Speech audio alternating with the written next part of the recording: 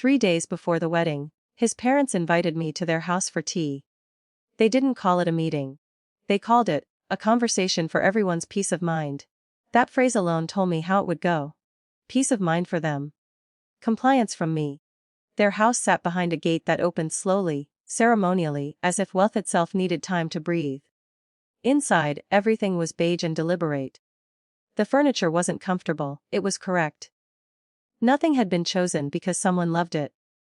It had been chosen because someone approved it. We sat exactly where we were meant to sit. His mother poured tea with asking how I took it.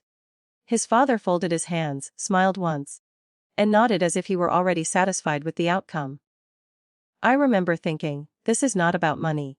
It was about containment. His mother slid a folder across the table, not aggressively, almost kindly. The way you pass a tissue to someone you assume is about to cry. A standard prenuptial agreement, she said. Nothing unusual. Just something sensible families do. She said families the way some people say class. I opened it slowly. Not because I needed time to read. My eyes caught the shape of it immediately. But because I wanted to see their faces while I did. They watched me with relaxed confidence. The kind that comes from never having been surprised in their adult lives. The document wasn't cartoonishly cruel.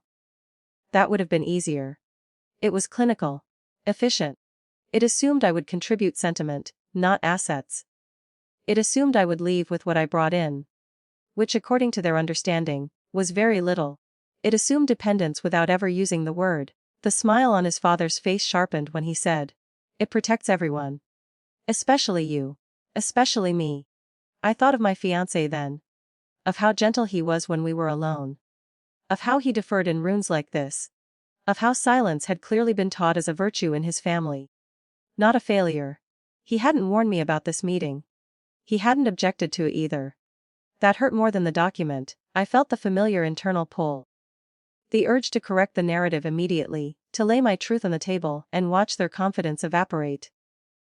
$15 million does that to assumptions.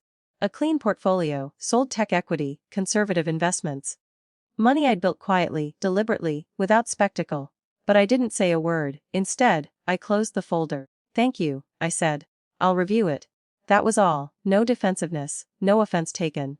No protest. They mistook restraint for submission. I could see it settle into their posture like relief.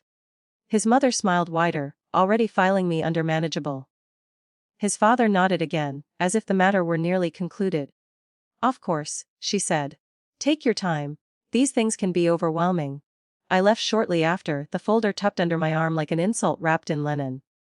That night, alone, I let myself feel it. Not anger, something colder, a recalibration. I hadn't hidden my financial reality out of deceit. I'd hidden it because money changes how people listen.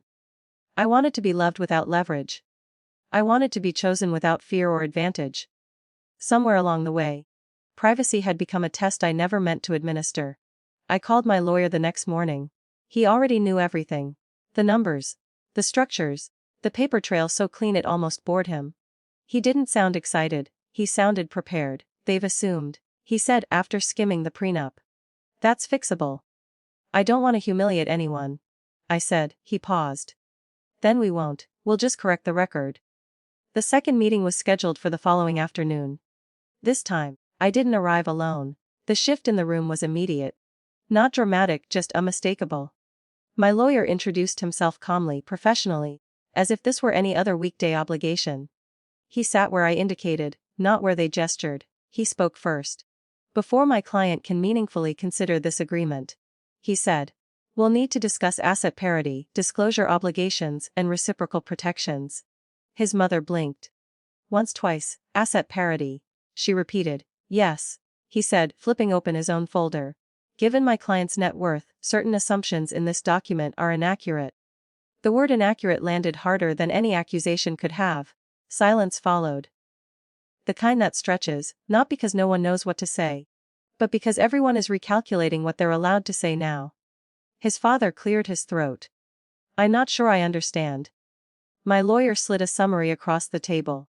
No dramatics, no itemized spectacle. Just enough to make the point irreversible. $15 million does not announce itself loudly. It doesn't need to. It simply changes gravity. The room cooled.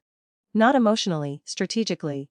His mother didn't reach for the paper, she didn't need to. Her face told me she understood exactly what it meant. I wasn't aware, she said carefully. You weren't meant to be. I replied. My voice didn't shake. But I wasn't meant to be assumed either. No one argued. No one raised their voice. Authority didn't intervene with force, it intervened with recognition. The prenup, once a tool of quiet dominance, became what it should have been all along, a negotiation. They asked for time. Outside, my fiancé finally spoke. Why didn't you tell me? He asked, not accusing, just unsettled. I wanted to know who I was without it, I said. And who you were. He didn't answer right away. When he did, it wasn't defensive. It was honest in a way that frightened us both. I didn't think my parents would do this. He said. Then, softer, but I didn't stop them either. We stood there, the wedding suddenly less solid than it had been an hour earlier. I didn't feel victorious, I felt steady. Dignified in a way that didn't require applause. The power had shifted, yes, but quietly. Undeniably. Without spectacle, whether the relationship would survive that shift was still uncertain. But one thing was clear now. They no longer mistook me for someone they could manage.